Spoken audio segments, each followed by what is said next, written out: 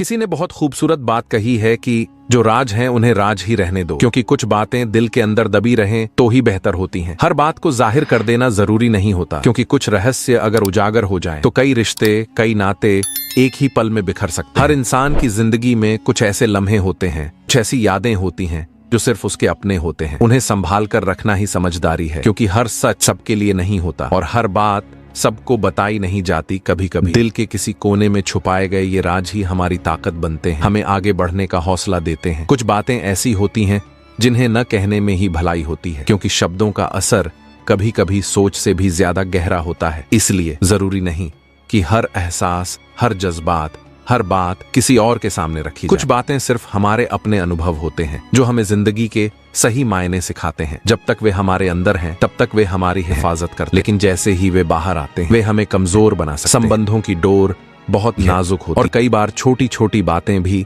इसे तोड़ सकती हैं। इसलिए जो राज हैं उन्हें राज ही रहने दो, क्योंकि कुछ बातें अनकही ही अच्छी लगती हैं और कुछ सच वक्त से पहले सामने आ जाएं तो कई खूबसूरत रिश्तों को खत्म कर सकते हैं। नमस्कार दोस्तों, बोधी थिंक्स पाय यूट्यूब चैनल में आपका दिल से स्वागत है। प्राचीन समय की बात एक जंगल से सपेरों का झुंड कहीं जा रहा था। सपेरे एक सुनसान जंगल से होकर निकल रहे थे। एक जगह उन्हें घने छायादार वृक्ष नजर आया तो वे उस वृक्ष की छाया में बैठकर आराम करने लगे। इस वृक्ष के पास एक विशाल सांपों का बिल था। एक सपेरे ने जान लिया कि हमें कोई सर्प मिल सकता है। सपेरों का तो काम ही होता है सांपों को पकड़ना। उसने अपने साथियों से कहा, हमें यह बिल खोद कर देखना चाहिए। प्रिय दर्शकों, सपेरों ने आपस में विचार किया और फिर वे उस सांप के बिल को खोदने लगे। उस बिल से एक बहुत ही भयंकर काला नाग निकला। सपेरों ने उस नाग को पकड़ लिया और उसे अपने पिटारे में बंद कर लिया। फिर सभी सपेरे उस सर्प को पिटारे में रखकर वहां से चल दिए। चलते चलते उन सपेरों ने विचार किया कि हम इस नाग का जहर निकाल देते हैं। कुछ दूर आगे चलने पर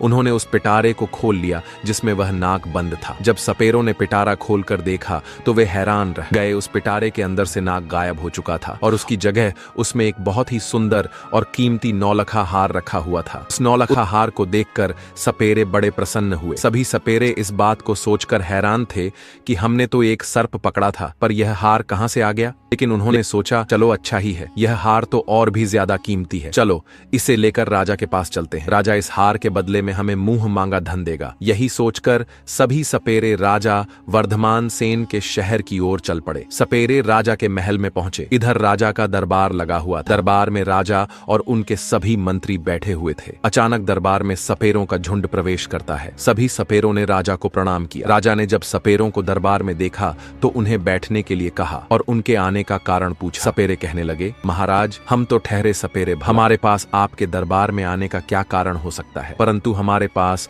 एक बड़ा ही कीमती हार है जो आपकी महारानी के गले की शोभा बढ़ा सकता है। सपेरों ने आगे कहा, महाराज, ऐसा हार आपने पहले कभी नहीं देखा होगा। राजा वर्धमान सेन बोले, दिखाओ कैसा हार है। तब सपेरों ने वह पिटारा खोला जिसमें वह हार रखा हुआ था। अब तो उस विचित्र हार को देखकर राजा सहित पूरा दरबार अचंभित रह गया। वास्तव में उन्होंने ऐसा हार पहले कभी नहीं देखा था। हार को देखकर राजा सपेरों से कहने लगे, तुम यह विचित्र हार कहां से लाए हो। सपेरे कहने लगे, महाराज, हमें यह मार्ग में मिला था। हमने सोचा कि क्यों ना इस हार को राजा को भेंट कर दिया जाए। राजा ने कहा, ठीक है, हम तुम्हारी यह भेंट स्वीकार करते हैं। यह हार देखकर हमारी रानी बहुत खुश हो जाएगी। इधर राजा ने अपने मंत्री को आदेश दिया कि सपेरों को उचित इनाम देकर और सम्मान पूर्वक विदा किया जाए। सपेरे खूब सारा धन लेकर दरबार से विदा हो गए और राजा ने वह हार टोकरी सहित अपने पास रख लिया। पूरे दिन राजा राज दरबार में बैठे रहे और अपना राजकाज करते रहे। धीरे धीरे जब शाम हुई तो दरबार समाप्त करके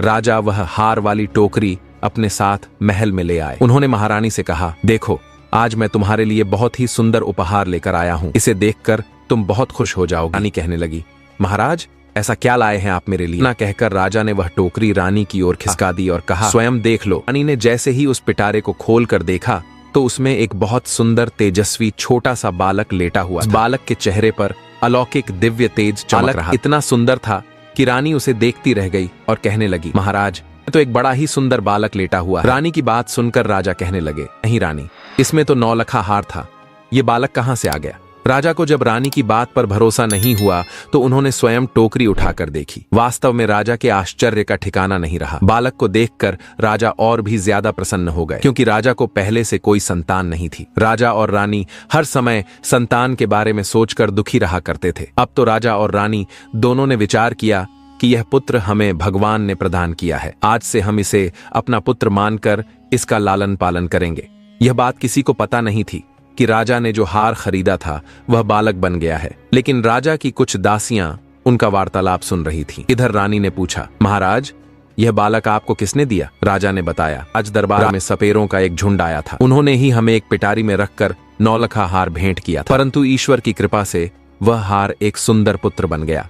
आज से यह बालक हमारा पुत्र है और आगे चलकर यही हमारी राजगद्दी का मालिक होगा। उसी दिन से राजा और रानी उस बालक को अपने पुत्र की तरह पालने लगे। एक दिन राजा ने अपने दरबार में यह घोषणा कर दी कि उनकी रानी के गर्भ से एक सुंदर पुत्र ने जन्म लिया है। यह सुनकर राजा की प्रजा ने बड़ी खुशी मनाई। संपूर्ण नगर में उत्सव मनाया गया। राजा और रानी बहुत प्रसन्न थे और बड़ी प्रसन्नता पूर्वक उस बालक का लालन पालन कर रहे थे।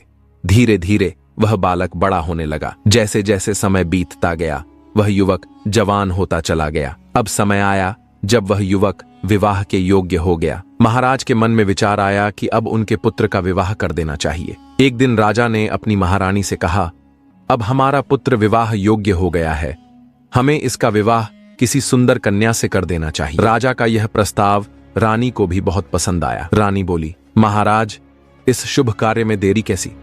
जितनी जल्दी हो सके आप मेरे पुत्र का विवाह कर दीजिए। दोस्तों, राजा वर्धमान सेन के राज्य से कुछ दूर एक दूसरा राज्य था। उस राज्य के राजा का नाम था महेंद्र सेन था। उस राजा की एक बड़ी सुंदर कन्या थी जिसका नाम था वैदेही था। राजा ने अपनी पुत्री वैदेही को समस्त विद्याओं का ज्ञान दिलवाया था, जिससे वह 11 विद्याओं में निपुण थी। राजा ने दरबार में पुरोहित को बुलवाया और टीका की सामग्री देकर पुरोहित को अपनी पुत्री वैदेही के लिए योग्य वर ढूंढने के लिए भेज दिया।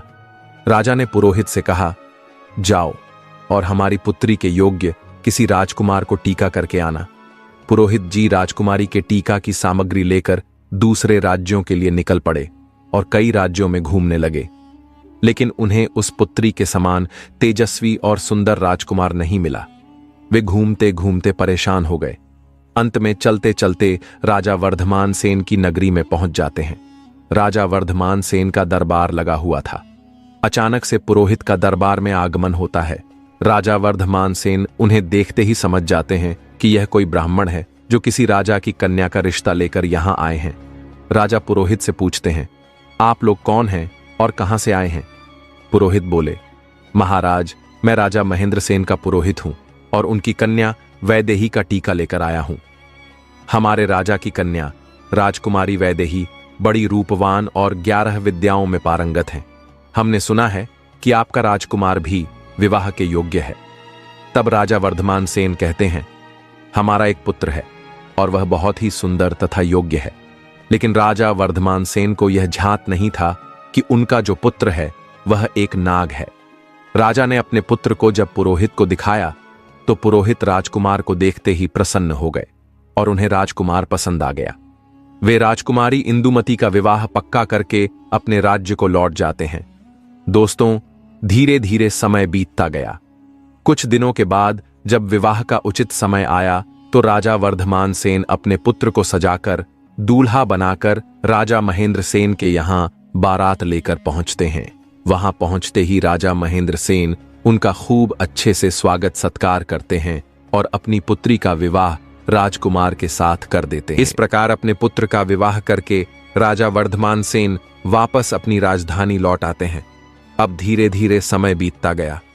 एक दिन रानी ने राजा से कहा, महाराज, अब हमें राज्य की बागडोर हमारे पुत्र के हाथों में सौंप देनी चाहिए, जिससे उसे भी राज्य चलाने का अनुभव प्राप्त हो। राजा ने कहा, ठीक है। उसी दिन महाराज वर्धमान सेन ने अपने पुत्र को युवराज घोषित कर दिया। अब तो राजा वर्धमान सेन निश्चिंत होकर रहने लगे। राजकुमार बड़े ही अच्छे ढंग से राज्य का संचालन करने लगे। एक दिन की बात है, राजकुमारी वैदेही अपनी दासियों से बातचीत कर रही थी। राजकुमारी की दासी राजकुमारी से कह रही थी, महारानी, मैं आपसे एक बात कहूं। आपका यह पति राजकुमार जो है उनसे आप पूछना कि आपका माता पिता कौन है। दासी की बात सुनकर वैदेही को बड़ा आश्चर्य हुआ। रानी वैदेही कहने लगी, यह तुम क्या कह रही हो?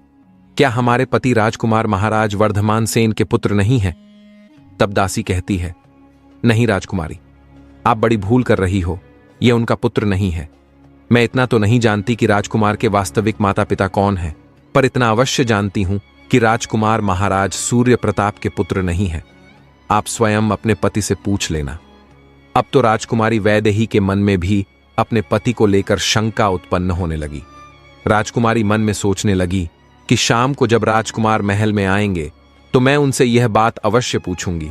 जब राजकुमार शाम को महल में आए तो राजकुमारी इंदुमती ने उनसे कहा, महाराज, मैं आपसे एक प्रश्न पूछना चाहती हूं। राजकुमार बोले, पूछो रानी, क्या पूछना चाहती हो? राजकुमारी बोली, मुझे यह बताइए कि आपके माता पिता कौन हैं और आप किस वंश के हैं। ये बात सुनकर राजकुमार कहने लगे, रानी, ये आप क्या कह रहे हैं? महाराज महेंद्र सेन और महारानी ही मेरे माता पिता हैं। तब वैदेही बोली, महाराज, आज आप मुझसे कुछ छुपा रहे हैं। कृपया सच बताइए तुम्हें मां, गंगा की कसम, मुझे यह भेद जरूर बताओ। यह बात सुनकर राजकुमार बड़े धर्म संकट में पड़ गए।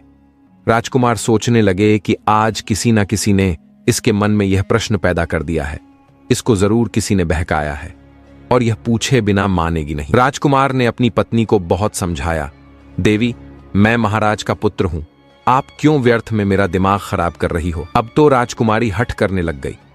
अब आपको मुझे बताना ही पड़ेगा कि आप किस वंश के हैं और आपके माता पिता कौन हैं। अब राजकुमार सोचने लगे, लगता है मुझे इसको बताना ही पड़ेगा, यह पूछे बिना मानेगी नहीं।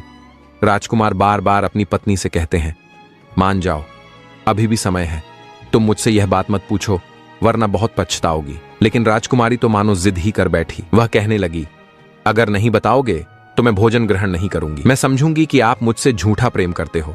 यह बात सुनकर राजा का पुत्र कहने लगा, ठीक है, नहीं मानती हो तो ठीक है, मैं तुम्हें यह बात बताऊंगा, पर यहां नहीं। हम कल महलों से बाहर वन विहार के लिए चलेंगे और वहां चलकर मैं तुम्हें सब कुछ बता दूंगा। अब रथ सजाया गया, उसमें राजकुमार और राजकुमारी वैदेही दोनों बैठ जाते हैं और वन विहार करने का बहाना करके दोनों महलों से निकल जाते हैं। वे एक नदी के किनारे आ जाते हैं। नदी को देखकर राजकुमारी वैदेही कहने लगी, महाराज, आप मुझे इस नदी के पास क्यों लेकर आए? क्या इस नदी से तुम्हारा कोई संबंध है? तब राजकुमार कहते हैं, मैं फिर तुमसे कहता हूं कि मान जाओ और मुझसे मेरे वंश के बारे में मत पूछो, वरना तुम्हें बहुत पछताना पड़ेगा। मगर दोस्तों, किसी ने सच ही कहा है, बाल हट और प्रिया हट, यह बड़े बुरे हट होते हैं। राजकुमार के समझाने पर भी राजकुमारी नहीं मानी और कहने लगी, नहीं महाराज, मुझे यह जरूर बताओ कि आपके माता पिता कौन हैं और आप किस वंश के हो। राजकुमारी वैदेही जब नहीं मानी तो राजकुमार उस नदी में नीचे उतर जाता है और कमर तक के जल में पहुंचकर कहने लगता है, रानी, अभी भी समय है, तुम मुझसे यह बात मत पूछो, अभी कुछ बिगड़ा नहीं है। लेकिन राजकुमारी कहने लगी, चाहे कुछ भी हो जाए, लेकिन मैं यह बात पूछकर ही मानूंगी। इस प्रकार राजकुमार नदी के ओर गहरे जल में उतर जाता है। जब वह छाती तक जल में पहुंच जाता है तो फिर से रानी को समझाकर बोलता है, रानी, मान जाओ, तुम्हारा पूछना मुझे तुमसे दूर कर सकता है। राजकुमारी बोली, चाहे कुछ हो जाए, आप इस भेद को मेरे सामने जरूर रखोगे। जब राजकुमार और आगे बढ़ा और अपने मुख के बराबर जल में आया तो कहने लगा, रानी, अभी भी समय है, यह जानने की कोशिश मत करो कि मैं कौन हूं। परंतु रानी नहीं मानी। प्रिय दर्शकों, फिर क्या होता है? राजकुमार ने अपना असली नाग का रूप धारण कर लिया और नदी के जल के ऊपर अपना फन दिखाने लगा। अपना फन दिखाने के बाद वह नदी के अंदर समा गया और फिर बाहर नहीं आया। राजकुमारी वैदेही ने राजकुमार को खोजने की बहुत कोशिश की, मगर राजकुमार का कहीं पता नहीं चला। जब काफी देर हो गई और राजकुमार नहीं लौटा तो राजकुमारी वैदेही घबरा गई, क्योंकि अब उसका पति नाग बनकर कहीं चला गया।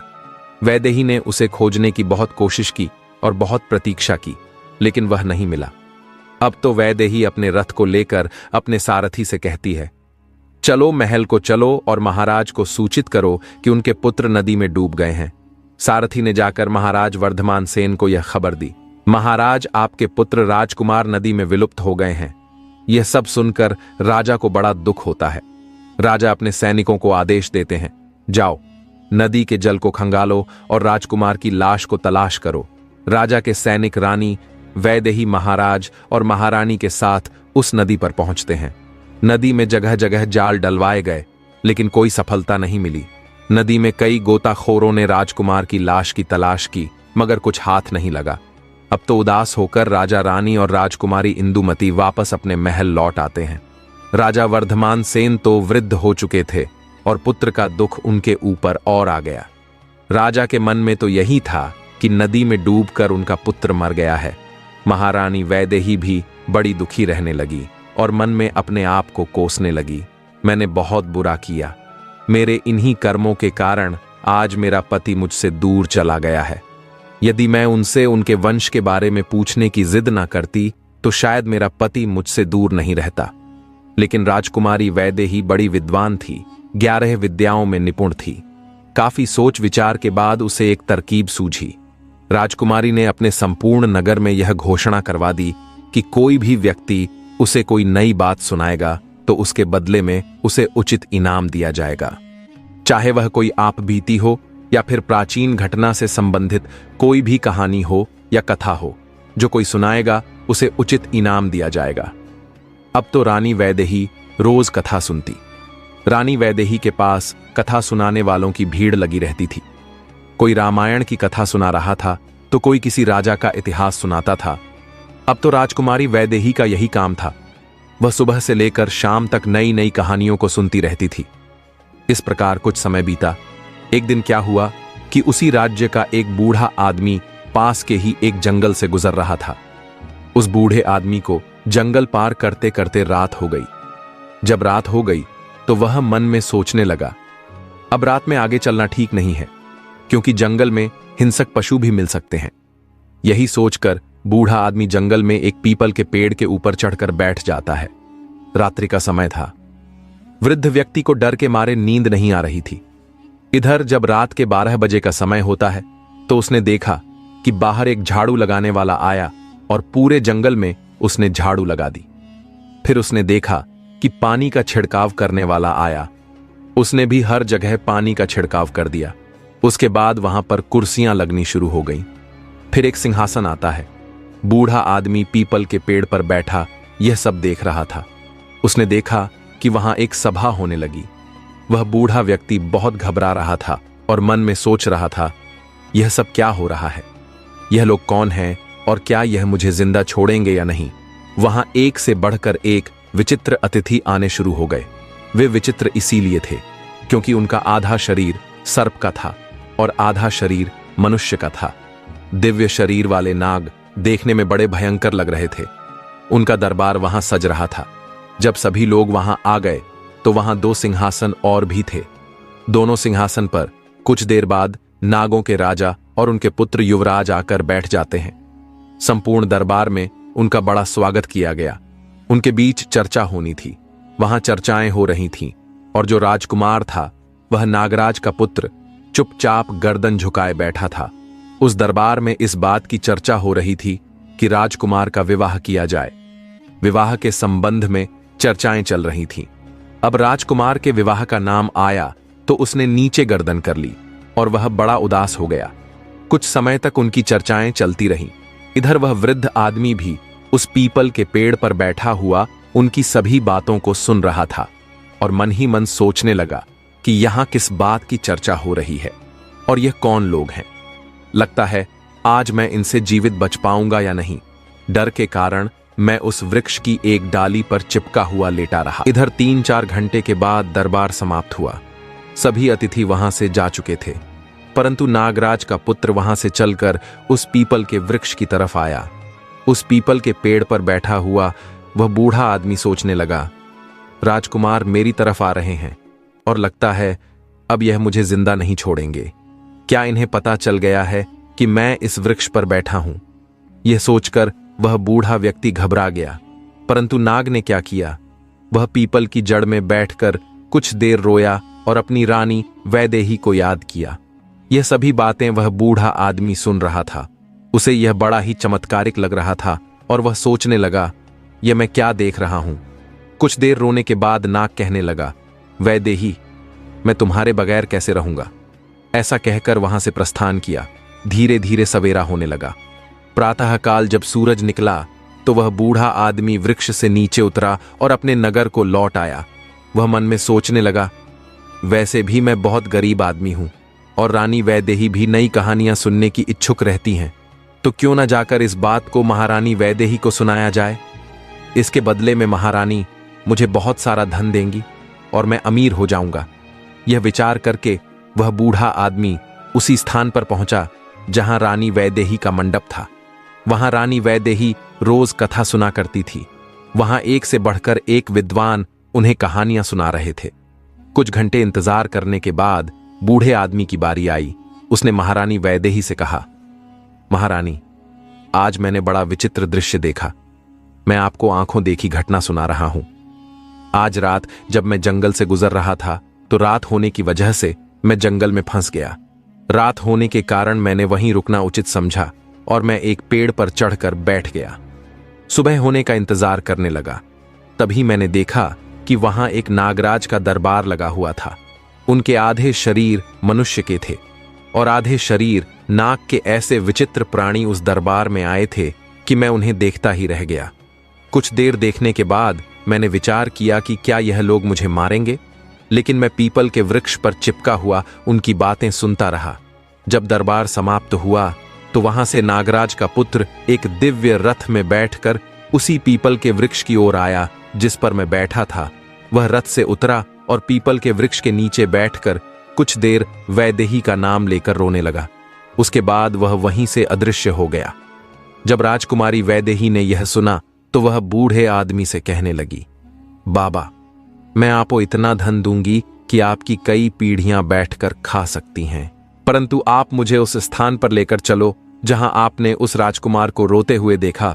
यह सुनकर बूढ़ा आदमी घबरा गया और कहने लगा, राजकुमारी, अब मैं वहां नहीं जाऊंगा। वहां जाने से मुझे बहुत डर लग रहा है। तब राजकुमारी बोली, नहीं बाबा, आप चिंता मत करो, आपको मेरे साथ वहां चलना ही पड़ेगा। इतना कहकर रानी वैदेही ने एक सोने की मोहरों से भरी थैली बूढ़े आदमी को दे दी और कहा, मैं आपको और भी सोने की मोहर दूंगी, बस आप मुझे उस स्थान पर पहुंचा दो। बूढ़ा आदमी रानी द्वारा दी गई सोने की मोहरों को देखकर खुश हो गया और वह राजकुमारी वैदेही को लेकर जंगल की ओर चल पड़ा। उसी स्थान पर जाकर बूढ़े आदमी ने बताया, राजकुमारी, मैंने इसी पीपल के वृक्ष के ऊपर बैठकर सब कुछ देखा था। राजकुमारी बोली, तो बाबा, मैं भी आज उन्हें अपनी आंखों से देखना चाहती हूं। इस प्रकार बूढ़ा आदमी और रानी वैदेही उस वृक्ष के ऊपर चढ़कर बैठ गए और दरबार का इंतजार करने लगे। वैदेही इंतजार करते करते पूरी रात बीत गई, लेकिन वहां कोई नहीं आया। उस दिन ना तो कोई दरबार सजा और ना ही कोई नाग आया। अब तो वैदेही उस वृद्ध व्यक्ति पर क्रोधित हो गई और कहने लगी, बाबा, आपने झूठ बोला है और इसके लिए मैं आपको कड़ी से कड़ी सजा दे सकती हूं। बूढ़ा आदमी कहने लगा, नहीं महारानी, मैंने कोई झूठ नहीं बोला। मैंने जो अपनी आंखों से देखा था वही बताया था। रानी बोली, तो फिर आज क्या हुआ? बूढ़े व्यक्ति ने कहा, यह मैं भी नहीं जानता कि वे लोग आज क्यों नहीं आए। रानी बेहद निराश होकर अपने महल को लौट आई। इधर बूढ़ा आदमी मन ही मन परेशान रहने लगा कि वह रानी के सामने झूठा साबित हो गया। वह सोचने लगा कि उस दिन कौन सी स्थिति थी जिस दिन जंगल में दरबार लगा था। उसने यह बात ज्योतिषियों से पूछी। ज्योतिषियों ने बताया कि उस दिन पूर्णिमा की तिथि थी। चंद्रमा पूर्ण रूप से उदित हुआ था और ऐसे अवसर पर देवताओं की सभाएं कुछ क्षेत्रों में हुआ करती हैं। हो सकता है तुमने उस सभा को देख लिया हो। अब तो बूढ़ा आदमी सोचने लगा कि अगली पूर्णिमा आएगी तो मैं रानी को लेकर वहां जाऊंगा। महारानी ने भी उस बूढ़े आदमी से कह दिया था कि यदि तुम मुझे वह दृश्य दिखा दोगे तो मैं तुम्हें बहुत बड़ा इनाम दूंगी। धीरे धीरे समय बीता और जब अगली पूर्णिमा की तिथि आई तो वह बूढ़ा आदमी महल में पहुंचा और महारानी से कहा, महारानी, आज आप मेरे साथ उस जंगल में चले। आज मैं आपको वह दृश्य दिखाऊंगा। महारानी इंदुमती और बूढ़ा आदमी दोनों जंगल की ओर चल देते हैं। वहां पहुंचकर रानी इंदुमती और वह बूढ़ आदमी उस पीपल की जड़ में छुपकर बैठ जाते हैं। जब रात्रि के 12 बजने का समय नजदीक आता है तो वहां एक झाड़ू लगाने वाला आता है। उसने झाड़ू लगाया। पानी का छिड़काव करने वाला आया। उसने पानी का छिड़काव किया फिर थोड़ी देर बाद दरबार सजने लगता है। धीरे धीरे वहां नाग लोग आने लगते हैं। उन नागों का आधा शरीर मनुष्य का था और आधा शरीर नाग का था। बूढ़े आदमी ने इशारे से कहा, महारानी, अब आप ध्यान से देख लो, यही मैंने उस दिन देखा था।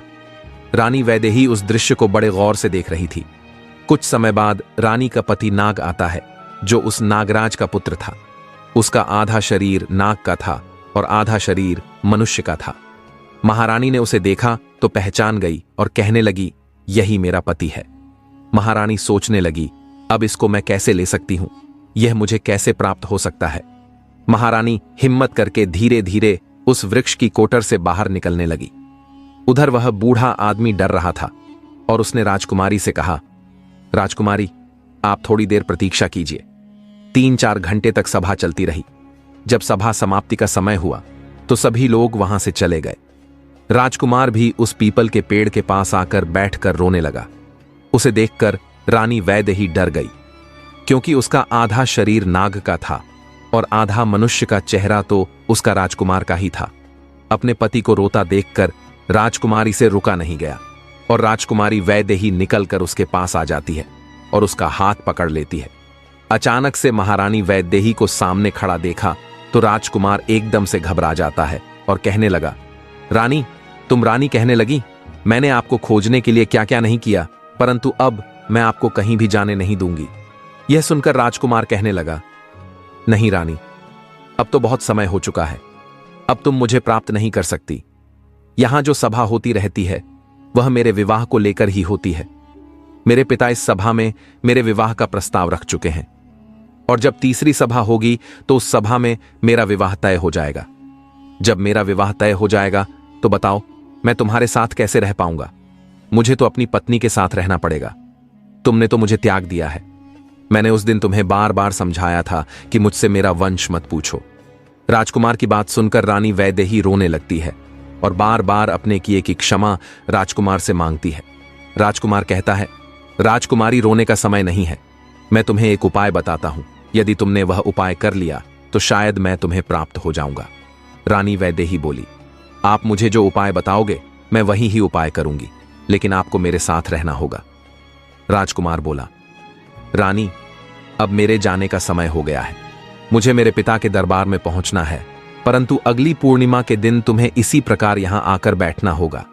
जब यहां सभा लगने लगे तो ध्यान रखना, तुम चुपचाप महाराज के सिंहासन के नीचे जाकर छुप जाना और जब मेरे विवाह की बात चले तो तुम उस सिंहासन के नीचे से निकलकर महाराज के सामने जाकर खड़ी हो जाना और फिर तुम मुझे महाराज से मांग लेना।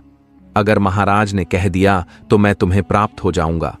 इतना कहकर वह नाग वहां से अदृश्य हो जाता है। इधर महारानी वैदेही और बूढ़ा आदमी भी अपने नगर को लौट आते हैं। रानी दुखी रहने लगी कि पता नहीं मैं राजकुमार को प्राप्त कर पाऊंगी या नहीं। इधर राजा वर्धमान सेन भी अपने पुत्र शोक में दिन रात दुखी रहते थे। धीरे धीरे समय निकला। इधर महारानी सोच रही थी कि अब चाहे कुछ भी हो जाए, अगली पूर्णिमा के दिन अपने पति को पाकर ही रहूंगी। यह सोचकर रानी ने अब कथाओं को सुनना भी बंद कर दिया। धीरे धीरे समय बीता। जब तीसरी पूर्णिमा नजदीक आई तो रानी मन में विचार कर रही थी कि चाहे कुछ भी हो जाए, मैं अपने पति को लेकर ही लौटूंगी। अब तो दोनों पीपल की जड़ में छुपकर बैठ जाते हैं और सभा लगने का इंतजार करने लगते हैं। इधर रात्रि के 12 बजते ही दरबार लगने की तैयारी शुरू होती है। कुर्सियां लगती हैं और राजा का सिंहासन आता है। इधर रानी उस पीपल की कोटर से निकलकर उस सिंहासन के पीछे छुप जाती है। बड़े यानी विशाल शरीर वाले नाग वहां आकर बैठने लगते हैं। कुछ देर के बाद राजकुमार का पिता, जो नागों का राजा था, वह भी आ जाता है। राजकुमार भी वहीं आकर बैठ जाता है। दरबार शुरू होता है। अब तो वहां बैठकर उनमें आपस में चर्चाएं होने लगती हैं। कुछ समय के पश्चात राजकुमार के विवाह की चर्चा आरंभ होती है। अब राजकुमार के विवाह की जब बात चली तो राजकुमारी वैदेही को मौका मिल गया और वह सिंहासन के नीचे से निकलकर राजा के सामने हाथ जोड़कर खड़ी हो गई। अचानक से एक स्त्री को वहां आया देख पूरी सभा हड़बड़ा जाती है। तुम कौन हो और इस सुनसान जंगल में मध्य रात्रि के समय तुम यहां क्यों आई हो? क्या तुम्हें मृत्यु का डर भी नहीं जानती हो कि हम नाग लोग हैं और नाग लोग कितने जहरीले होते हैं, यह तुम्हें नहीं छोड़ेंगे। यह बात सुनकर वैदेही कहने लगी, महाराज, मुझे डर किस बात का? मैं तो आपकी पुत्रवधू बनूंगी। आपके राजकुमार मेरे पति हैं, और आप ना माने तो उन्हीं से पूछ लीजिए, इनके साथ मेरा विवाह हुआ है। जब महाराज ने अपने राजकुमार से पूछा, राजकुमार यह कौन है? तो राजकुमार ने पूरी कहानी अपने पिता को कह सुनाई और कहा, पिताजी, एक दिन मुझे कुछ सपेरों ने पकड़ लिया और पकड़कर पिटारी में रखकर मुझे ले जाने लगे। तो मैंने अपने बचने के लिए उस पिटारे के अंदर नौलखा हार का रूप बना लिया। उन सपेरों ने नौलखा हार महाराज वर्धमान सेन के यहां दे दिया। मैंने सोचा राजा वर्धमान सेन की कोई संतान नहीं है, तो मैं राजा के यहां पुत्र बन जाता हूं और कई साल महाराज के यहां रहता रहा, महलों का सुख भोगता रहा। महाराज ने अपने पुत्र की तरह मेरा पालन किया और इसी सुंदरी के साथ मेरा विवाह संपन्न करा दिया। परंतु एक दिन इसने जिद करके मुझसे मेरे वंश के बारे में पूछा। मैंने इसे बहुत समझाया, परंतु यह नहीं मानी, और जब नहीं मानी तो मैं इसे अपने वास्तविक स्थान पर लेकर गया और वहां पहुंचकर अपने वास्तविक स्वरूप में आ गया और अपने परिवार के पास चला आया। यह बात महाराज ने जब सुनी तो नागराज कहने लगा, देवी, क्या यह सच कह रहा है? महारानी ने कहा, हां, ऐसा ही कुछ हुआ था। मेरा विवाह इन्हीं के साथ हुआ था, जबकि पहले इनका पूरा शरीर मनुष्य का था। वैदेही की बात सुनकर नागराज ने अपने पुत्र को फटकार लगाई, पहले तो तुमने हमारी परंपरा के खिलाफ जाकर पृथ्वी लोक पर विवाह किया और फिर उसके बाद तुम इस स्त्री को छोड़कर हमारे पास वापस आ गए। तुमने यह अपराध किया है। अब मैं तुम्हें श्राप देता हूं कि जब तक यह स्त्री जीवित रहेगी तब तक तुम पृथ्वी लोक पर रहकर इसका साथ दोगे। इसे छोड़ नहीं सकते, इसे अपनी पत्नी के रूप में रखना होगा, और जिस राजा के तुम पुत्र बने थे उस राजा का राज्य भी तुम्हें ही संचालित करना होगा। तुम्हें उस राजा की सेवा करनी होगी जब तक वहां का कार्यकाल समाप्त नहीं हो जाता। तब तक तुम हमारे साथ नागोक में नहीं लौट पाओगे। अब तुम्हारा विवाह नहीं होगा। नागराज ने वैदेही को उसका पति प्रदान कर दिया। राजकुमार अब अपने पहले वाले स्वरूप में आ गया। इसके बाद रानी वैदेही और राजकुमार ने नागराज अपने पिता के सामने सिर झुकाकर आशीर्वाद लिया और अपनी पत्नी के साथ विदा लेकर वहां से चले आए। राजकुमार जब अपनी नगरी में पहुंचे तो उन्होंने देखा कि पुत्र शोक में व्याकुल होकर महाराज की स्थिति बहुत ही ज्यादा खराब हो चुकी थी। जब महाराज के पास उनका पुत्र पहुंचा तो महाराज ने देखा और बड़े प्रसन्न हुए। उन्हें ऐसा लगा जैसे वे अभी अभी समस्त बीमारियों से मुक्त हो गए हों। पूरे महल में खुशियां मनाई गई। राजा साहब ने पूरे नगर में यह खबर भिजवा दी कि उनका राजकुमार वापस लौट आया है। यह सुनकर संपूर्ण नगर में प्रसन्नता से उत्सव मनाया गया।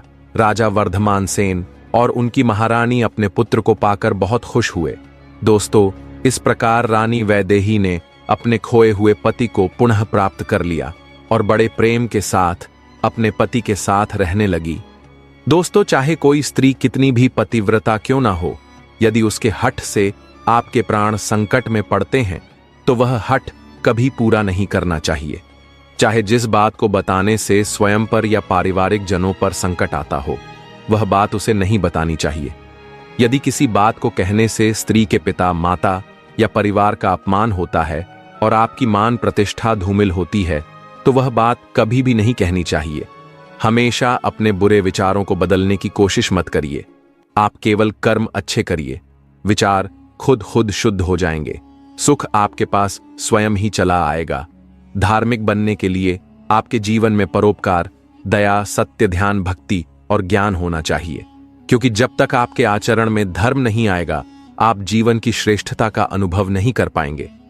आपके जीवन की श्रेष्ठता इस बात से निर्धारित नहीं होती कि आप दूसरों को कितना नीचा साबित कर पाते हैं, बल्कि आपकी श्रेष्ठता इस बात से साबित होती है कि आप दूसरों को कितना श्रेष्ठ बना पाते हैं। आपके जीवन में फर्क इस बात से नहीं पड़ता कि आप खुद को कितना अच्छा साबित कर पाते हैं। फर्क केवल इस बात से पड़ता है कि वास्तव में आप कितने अच्छे हैं। परिस्थितियां जरूरी नहीं कि हमेशा आपके अनुकूल रहे, लेकिन आप अपने मन की स्थिति को हमेशा अनुकूल बनाकर खुश रह सकते हैं। जैसा बर्ताव आप खुद के साथ चाहते हैं वैसा ही दूसरों के साथ करना ही अच्छाई है, और जैसा बर्ताव आप खुद के लिए नहीं चाहते वैसा दूसरों के साथ करना ही बुराई है। आपके मन में जो डर की भावना रहती है वह केवल आपकी कल्पना के कारण ही रहती है। अगर आप डर की कल्पना नहीं करेंगे तो आपको डर का एहसास नहीं होगा। अच्छे संस्कार अच्छी संगति से ही आते हैं। चाहे आप कितनी भी पढ़ाई कर लें, जब तक आपकी संगति अच्छी नहीं होगी आप संस्कारवान नहीं बन पाएंगे। जीवन में हम जब भी गलत करते हैं तो सबसे पहले हमारे अंदर से आवाज आती है कि यह गलत है, लेकिन हम अहंकार में आकर और दूसरों की नजरों में महान बनने के लिए गलत करते हैं और यही हमारे पतन का कारण बनता है। अपना इरादा दूसरों को सुख पहुंचाने का रखिए, फिर देखिए कि जीवन कितना शानदार होता है। सत्य का रास्ता कठिन कभी नहीं होता, बल्कि सच यह है कि हम जीवन में झूठे रास्ते पर चलते हैं, इसलिए सत्य के रास्ते से हमें डर लगता है। जीवन में खूब धन कमाइए, लेकिन धन कमाने के चक्कर में आनंद कमाना मत भूलिए, क्योंकि दुनिया का सारा संघर्ष आनंद के लिए ही है। आपके जीवन की सबसे बड़ी उपलब्धि यही है कि आप हमेशा खुद को खुश रख सकें। बुरी परिस्थितियां पानी के बुलबुलों की तरह होती हैं, जिनका अस्तित्व थोड़े समय के लिए होता है, इसीलिए उनके लिए घबराएं नहीं, बल्कि उनका आनंद लें। जीवन का कोई भी रास्ता इतना कठिन नहीं है जितना हम मान लेते हैं। बात केवल इतनी सी है कि हमें उस रास्ते पर चलने की आदत नहीं है। हार मानकर बैठने से परिस्थितियां कभी नहीं बदलती, बल्कि परिस्थितियां और विपरीत हो जाती हैं। कभी दुनिया की बातों से दुखी मत होना, क्योंकि लोग आपको वही देते हैं जो उनके पास होता है। ज्ञानी ज्ञान देता है, प्रेमी प्रेम बांटता है, और जिसके पास घृणा है वह घृणा बांटता है। यह अहंकार कभी मत रखिए कि आपकी वजह से सब चल रहा है, क्योंकि दुनिया आपके पहले भी चल रही थी और आगे भी चलेगी। चलाने वाला कोई और है, आप नहीं। संसार में भरोसा केवल इतना रखिए कि भरोसा टूटने पर दुखी ना हो, क्योंकि अधिकतर भरोसा स्वार्थ पर आधारित होता है। किसी की मदद यह सोचकर कभी मत करिए कि वह भी आपकी मदद करेगा, क्योंकि हर वृक्ष में एक तरह के फल नहीं लगते। अत्यधिक संग्रह की भावना आपको अंदर से खोखला बना देती है। इसके विपरीत त्याग की भावना आपको अत्यधिक मजबूत बनाती है और पूर्णता का अनुभव कराती है। असंतोष का भाव इंसान के जीवन में अत्यधिक निराशा और अवसाद को जन्म देता है। जीवन की कोई समस्या हमसे इतनी ताकतवर नहीं है कि हमें दुखी कर सके। गलती हमारी यह होती है कि हम उन्हें बड़ा मान लेते हैं। तो दोस्तों, कैसी लगी आपको ये कहानी? आप हमें कमेंट सेक्शन में जरूर बताना, और अच्छी लगी हो तो इस चैनल को सब्सक्राइब जरूर कर लेना। तो चलिए मिलते हैं ऐसी ही कोई नई कहानी में। तब तक के लिए अपना ख्याल रखिए। धन्यवाद।